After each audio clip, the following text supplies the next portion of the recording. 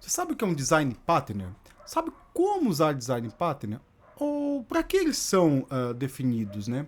Bom, se você não sabe, fica aqui comigo que a gente vai falar sobre isso hoje. Oi, meu nome é Vitor Osório, esse canal é Computação Crítica, e hoje eu vou falar de design patterns.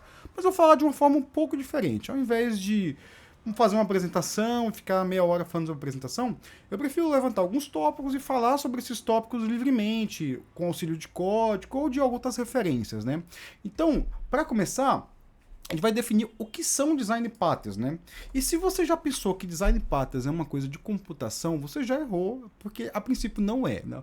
O design patterns eles foram definidos a primeira vez num livro chamado The Timeless Way of Building. E qual que era o propósito desse livro? Era um livro de arquitetura, onde o autor, Christopher Alexander, ele olhava para padrões arquiteturais, ele está falando de arquitetura de casa mesmo, casas, cidades, e tentava descrever esses padrões, assim, se você procurar esse livro, você vai ver que ele descreve várias formas de sala, várias formas de quarto, várias formas de como a intimidade crescia na casa. Eu li alguns padrões lá, é bem interessante, que ele falava sobre intimidade crescente. Você entrava na casa, estava na sala, depois você estava na cozinha, depois você ia para os quartos. E ele descrevia os vários padrões. É bem interessante ver esse livro, para você até saber, se você um dia quiser construir uma casa para você, quais são os padrões existentes, você fugir do comum que existe aí de arquitetura, né?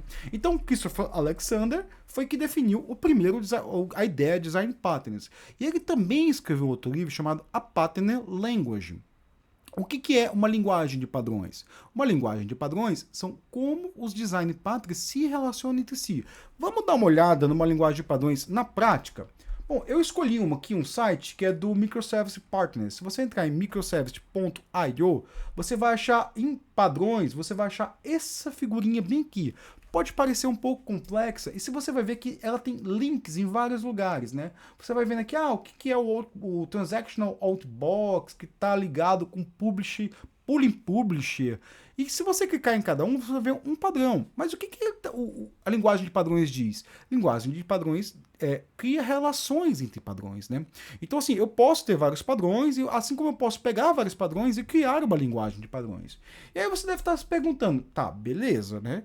Existem design patterns, existe linguagem de padrões, mas quem os define? Bom, quem os define, existe uma conferência que chama-se Pattern Language of Programs, que é organizado pelo pessoal do Gang of Four, né? Eu já devia ter falado do Gang of Four no começo, que o Gang of Four foram as pessoas que escreveram um livro em 1904 chamado Design Patterns Gang of Four. Se você procurar Gang of Four, você vai achar Design Patterns, você vai achar o livro, que é esse livrinho aqui, esse livrinho azul aqui, né? Esse livro é o livro que criou o Design Patterns. Então, assim, a conferência é organizada por esse pessoal, né? Esse pessoal organiza essa conferência, você vai ter alguns deles, ou pessoas que participaram da confecção desse livro antes e depois, eles organizam Pattern Language of Programs, né? E hoje, se você quiser apresentar um padrão, é só submeter no Pattern Language of Programs. Eu já submeti um com alguns amigos, né?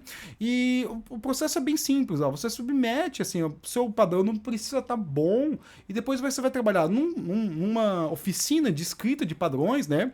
Eles vão criticar seu padrões num processo bem estranho, né? Porque eles mandam você desligar o microfone e a câmera, e eles começam a criticar o seu padrão, assim, de uma forma mais livre possível, né? Então, assim, eles começam a falar, pô, isso aqui não serve pra nada, isso aqui não serve pra nada, você não falou de tal coisa. Depois você participa da oficina de padrões, né? E aí, só depois que você participa de tudo isso, que você pode submeter a versão final do seu padrão, né?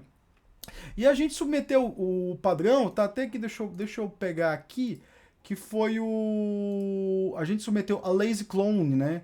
Então, se você for no Plop Conferência de 2021, você vai ver que o meu nome tá lá. Então, você tem aqui, ó, Lazy Clone. Tá aqui, ó, Victor Osório aqui. Então a gente submeteu esse padrão em 2021, foi aceito, né? Ele falava sobre um tipo de clone que era o lazy. Assim, se você tem um recurso que ele é difícil de ser criado e às vezes não é usado, e você precisa ficar clonando ele, tipo, deixa pra clonar depois, faz um proxy ali. Foi esse padrão que a gente acabou submetendo, né? Eu mesmo já usei esse padrão de forma bem sutil, não era tanto a questão de ficar clonando objetos, mas de clonar recursos mesmo. Eu preciso de uma conexão SFTP aqui, foi mais ou menos uma coisa assim, né?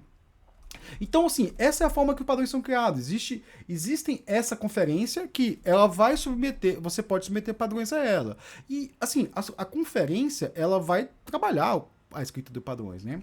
E aí eu não sei se eu já falei, mas os padrões, eles não são coisas que você inventa, né? Eu não posso simplesmente inventar um padrão e tentar submeter um padrão. Não, padrões são coisas observadas dentro de contextos. Então, por exemplo, eu estou falando um padrão de escrita de software, um padrão de software. Então, e tem uma coisa que existem, que pessoas usem, né? Aí eles vão procurar no base de código ou não, né? Para ver assim, as pessoas, ou você pode defender no seu padrão. Então vamos ver como é que é um padrão comum, né? Um padrão comumente, eu peguei aqui o do Microservice I/O, que ele sempre vai ter aqui um contexto, né? Os padrões eles são aplicados em contextos, né? Eu estava tentando responder para que serve. Então vamos ver para que servem os padrões, né? Para que servem os padrões? As pessoas pensam que padrões são coisas que a gente deve seguir. Nada mais errado do que isso. Os padrões não servem para seguir. A gente sempre fala que é difícil nomear a classe, é difícil fazer o design de código, né? Mas padrões estão aí exatamente para nos ajudar a fazer design de código, né? Um padrão, ele não serve para a gente copiar ele. Ele serve para nos inspirar a escrever outros códigos, né? Então, assim, quando eu for olhar para um padrão, a primeira coisa que eu tenho que olhar é para o contexto. Qual que é o contexto que ele deve ser aplicado? E se o padrão for bem escrito, vai estar o contexto bem detalhado. E depois vai ter, assim, qual que é o problema que ele resolve. Então, por exemplo, vamos olhar aqui um outro padrão aqui. Esse site também ele é muito bom, o Refactor Guru. Se você quer estudar os padrões do Django 4, você pode ver aqui no Refactor Guru. Você vai ver que no catálogo de padrões, ele tem 3 tipos de padrões, né? Os padrões criacionais, que são para criar objetos, os padrões estruturais, que é para você organizar o seu objeto internamente, e os padrões comportamentais, que é para você definir o comportamento do seu objeto, né? Então vamos olhar dentro do padrão comportamento criacional, você vai ter o Factory Method, uma coisa que provavelmente você deve ter usado no seu dia a dia, que é basicamente, tá aqui, o propósito, o problema e a solução, né? Que é basicamente você criar um método que vai retornar objetos. Então, assim, eu quero que eu dou alguns parâmetros, esse método vai instanciar os objetos, né? Isso existe, beleza, né? Então, assim, não é que eu vou ter que sempre criar esses padrões, mas esses padrões vai me dar o quê? Eu lendo esse padrão, eu vou ter que um vocabulário para se usar. Então, se alguém te perguntar, não, como é que você vai criar, vai instanciar os objetos? Não, eu vou usar um factory método. Ou eu posso vir aqui e falar assim, vou falar do builder, né? O que é o builder? O builder é o propósito dele, blá blá blá, o problema que ele está resolvendo.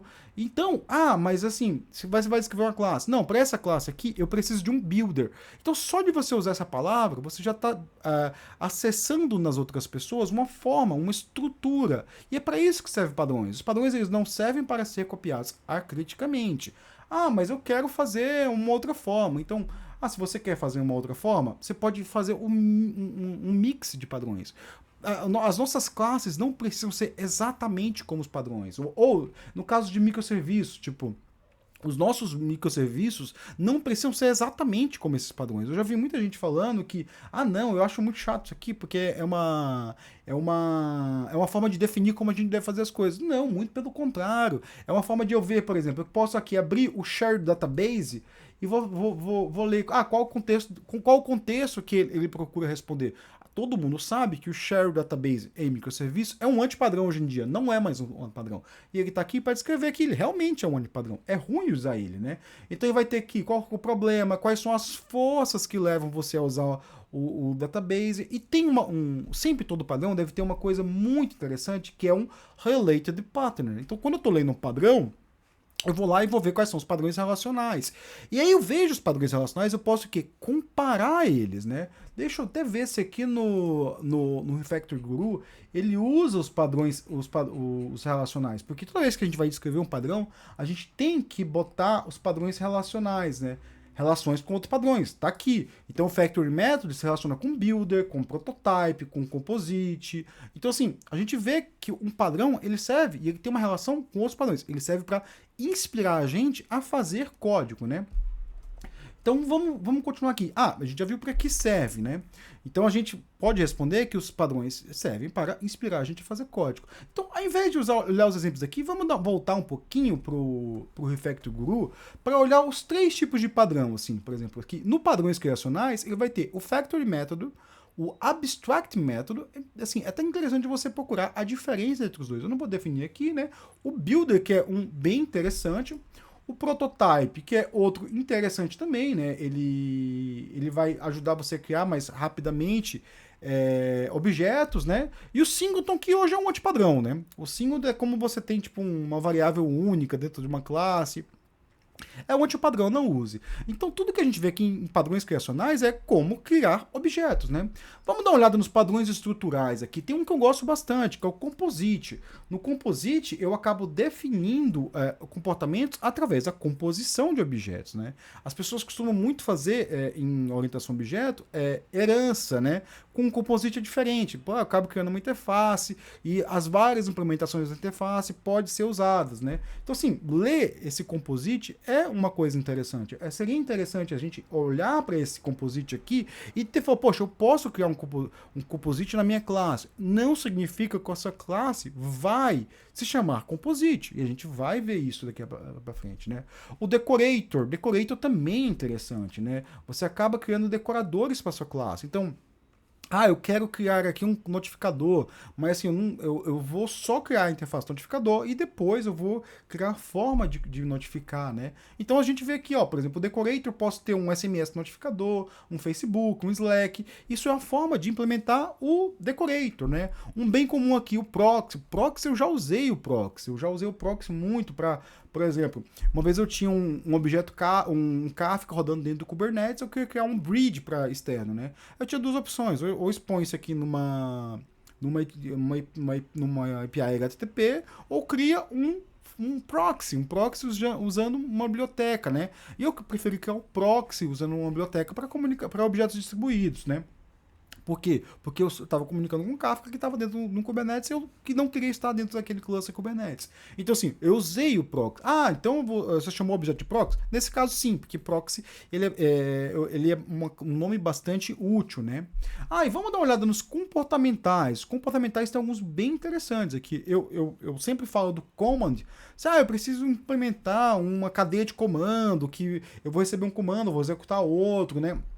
Então o command, ele é bem interessante, ele é bem comum nas interfaces gráficas. Você tem um comando, que tem os parâmetros, uma interface lá, e toda vez que você adiciona um comando, né? Eu quero adicionar o comando no botão tal. Aí você implementa aquele comando e adiciona. O botão não precisa saber quem que é o comando, né? Eu implementei o command uma vez que ele servia com um comando que ele disparava outros comandos, né? Era como se fosse um protocolo. Então, assim, era a implementação de um protocolo muito antigo, isso é muito tempo atrás. Então, assim, o command, tudo que ele fazia era executava o comando e retornava os possíveis comandos. E aí ele ia interagindo no protocolo. Então é basicamente assim, você tinha um builder que gerava uma série de comandos que eram executados. Esses comandos geravam outros e isso gerava um protocolo automaticamente. E foi muito fácil de implementar, ficou muito compreensível, né? Então a pessoa entrava lá, ele via que tinha uns 10, 15 comandos dentro do pacote de comandos, né? E ele conseguia ver a relação de um com o outro, porque muitas vezes o que as pessoas costumam fazer, né? E eu vou até adicionar aqui. As pessoas costumam observar um exemplo que é em orientação a objeto, a gente fala do tell, don't ask. Porque o que as pessoas costumam fazer com orientação a objeto? Eles costumam pegar um objeto, pedir as propriedades, criar uma classe helper e ir fazendo aquilo, né? Só que se você observar bem, se eu estou precisando de todas as propriedades de um objeto, significa que aquilo que eu estou fazendo deveria ser implementado dentro daquele objeto, né? Então no comando acontece isso, por exemplo, se eu sei que quem vai definir a próxima operação daquele comando é ele mesmo, então implementa ali dentro. Então o cara queria saber assim, qual que esse comando dispara? Então ele abria a classe comando e quando ele via no next, ele via que o dispara aqui é o próximo, quem dispara ele, o próximo, é ele mesmo. Então ele vê, nesse comando aqui eu vou ter que executar 2 comandos. Por quê? Porque eu apliquei o tell don't ask. Assim, quem está dizendo que vai fazer é a classe. Só quero perguntar para ela assim, tudo bem, você executou o seu comando, e quais são os próximos comandos que eu devo executar? E aí a classe dizia, eu não fico perguntando para ela, eu não fico perguntando o que eu devo executar depois, o que eu devo fazer. A classe mesmo define. Executa esses dois comandos aqui e você não precisa saber quais eles são, né? Então, esse é um padrão. Se você procurar tell don't ask, isso é um padrão de orientação a objeto, né? Padrão bem comum, aliás, né? Então, vamos dar uma olhada em exemplos aqui, né? Eu estava falando do command. Tem um outro bem interessante que é um observer, né? Mas vamos voltar aqui pro meu caso, né? Eu selecionei algumas classes aqui. Isso aqui é o código do Kafka, né? O código do Kafka, o código fonte dele, não o código meu. E eu procurei algumas classes aqui para observar elas, né? Eu estava trabalhando com as métricas do Kafka esse dia e eu me topei com essa classe metrics. Se a gente olhar essa classe metrics, é uma classe final, tipo, ela não é uma classe abstrata. Ela tem alguns métodos que eu achei bem interessante aqui, por exemplo. Se eu quiser definir, quando você construi ela, você passa algumas configurações para ela, né?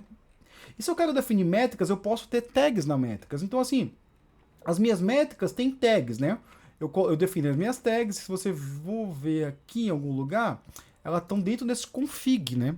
Que foi passado pela configuração. Então, por exemplo, eu quero criar as métricas do Kafka, eu passo as tags padrões lá, né? Ah, não, mas eu quero adicionar uma nova métrica, né? Eu passo o nome da métrica, o grupo que ela tem, a descrição e as tags dela. O que ele vai fazer? Ele vai adicionar todas as tags que já estão definidas nele, adicionar as tags que eu defini e criar um novo conjunto. Ele está combinando as tags, né? Então, o que seria esse metric name aqui? Seria como se fosse um factory. Você vê que é um tipo de factory aqui, um tipo de factory method, mas ele não é um factory método do meu objeto em si, né? Ele é um factory método do nome da classe, né? O nome do métrico, o nome da métrica, ele é sempre composto. Então, você quer saber isso como funciona a baixo nível? É como se eu tivesse ali um nome comum, que é o publisher desse aqui, é o producer do tópico tal, blá blá blá, né? Então é isso que funcionam as métricas. Não é mais ou menos assim, é bem mais complexo, né? Tem várias tags, aí vai adicionando várias tags, né? Mas assim, ele adiciona o quê? Ele tem esse factory método do nome, para quê? Para não ficar expondo as tags da config. Então assim, se eu não aplicasse o tell don't ask aqui, eu teria que pedir, quais são as configurações desse cara? São assim, e eu fosse lá e adicionasse manualmente todas as configurações nas minhas tags. Não preciso. Mas e se no futuro eu quiser evoluir esse método? Observa que se no futuro eu quiser adicionar alguma coisa no metric name aqui, alguma tag ou outra coisa, em vez de eu ter que ficar chamando, mudar todos os pontos que eu fiz a chamada, né? Eu só preciso alterar esse método. Por quê? O factory método acaba centralizando o construtor. Então eu só exponho alguns parâmetros e depois centralizo o meu construtor. Então eu sei que o meu construtor de metric name é só chamado aqui. Então, se eu for olhar aqui, os metrics tem um factory método ali dentro, apesar que ele não é um factory método puro. Por quê? Design patterns não precisam ser puramente implementados, né? Vamos dar uma olhada numa outra classe. Essa classe aqui eu achei ela bem interessante, que é o Kafka Metric. Então, assim, depois que a gente cria uma métrica, a gente observa que essa métrica ela vai ser criada, né? E aí tem uma fórmula lá que você começa a observar todas as métricas e o Kafka vai passar para você vários objetos Kafka métricos. E aí eu pensei que esses objetos eles tinham um valor, né? E eu ficava, toda vez que eu recebia uma métrica, eu pegava esse valor, né? A gente pode ver aqui que ele retorna o metric name, retorna o metric value. E ficava imprimindo esses caras para ver se esses valores mudavam. Só que eu vi que esses valores eram sempre nulo ou zero. Eu fiquei abismado, falei, poxa, peraí, como assim esses valores são sempre nulo ou zero, né? E aí, o que eu percebi? Eu percebi que, na verdade, esse cara aqui, ele não retorna, ele não me retorna toda vez que eu tenho uma métrica nova. Porque esse cara aqui, ele é um proxy para a métrica, né? Ele só me retorna um proxy para eu acessar o objeto. Então, se esse objeto que tá retornando, esse measure ou esse gauge, é um proxy para eu conseguir acessar a métrica. Então, ele seria um proxy também.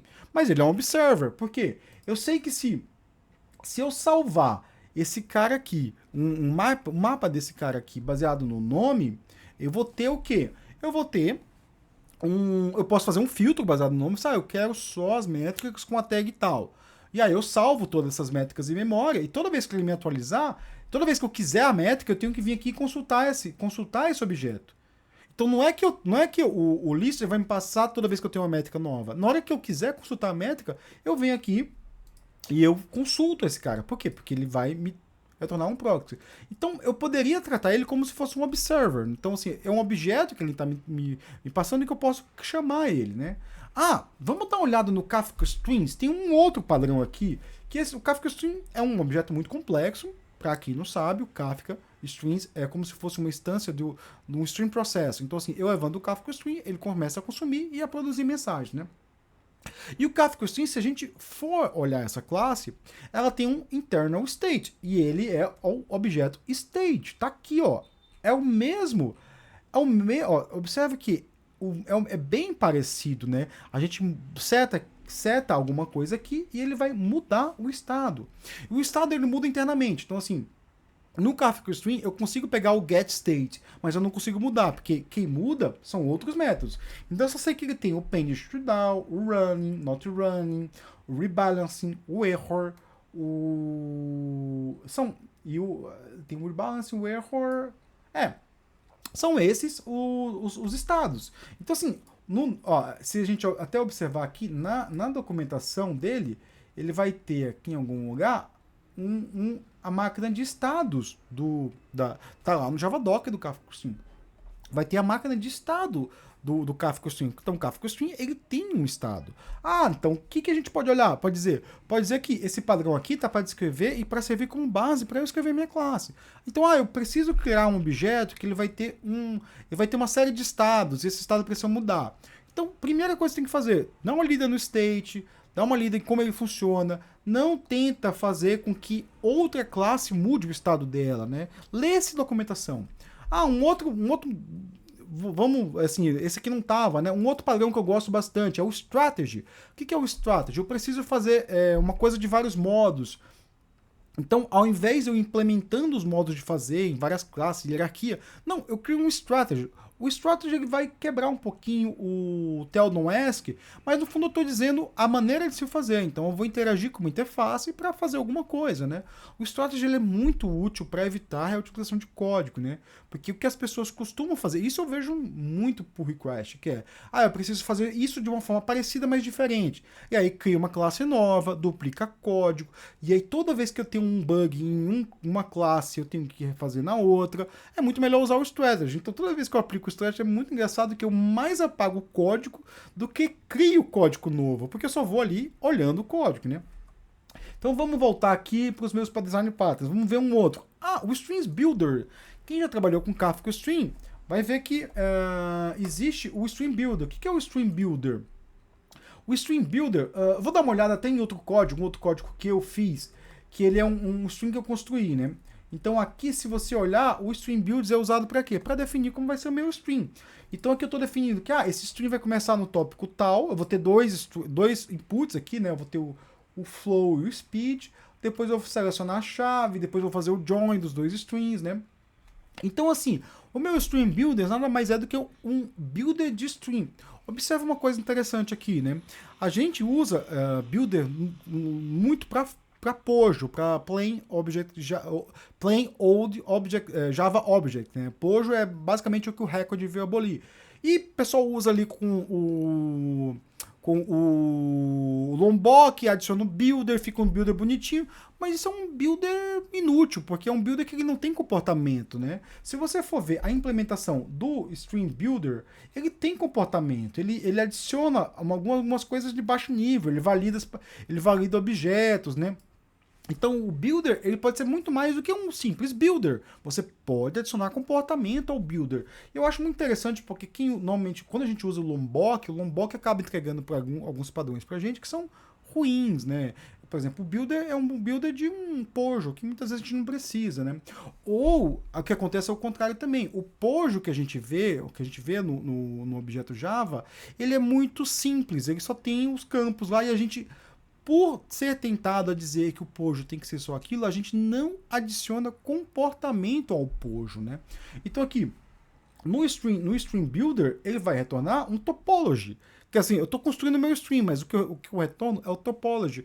E esse topology, se você já trabalhou com Kafka, é muito interessante porque eu posso criar um Kafka Streams, né? Que é esse que eu criei aqui, Ou eu posso criar um topology test, né? Eu posso criar uma topologia de teste, onde eu vou testar todo o meu código sem usar o Kafka Stream, usando uma outra coisa, né? Usando uma classe de teste em si.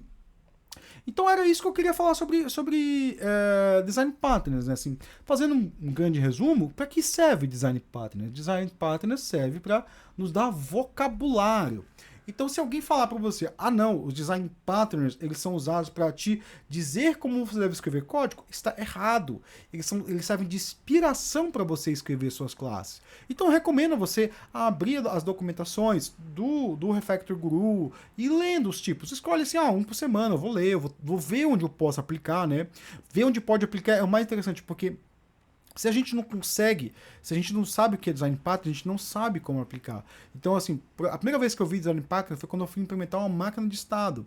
E a gente acabou estudando Design Pattern para construir uma máquina de estado de forma simples, né? E aí usou uma máquina de estado, né? No formato padrão. Até foi muito interessante porque eu já vi muitas máquinas de estados que são implementadas sem usar o tell, don't ask.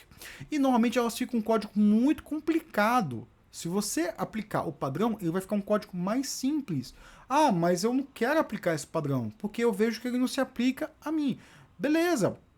Então você tá o quê? Você já tá usando o padrão, porque você já tá olhando para aquele padrão e vendo assim, não, essa questão não se aplica, mas outras coisas podem aplicar. Você pode ir lá no Related Patterns e procurar outros padrões, né?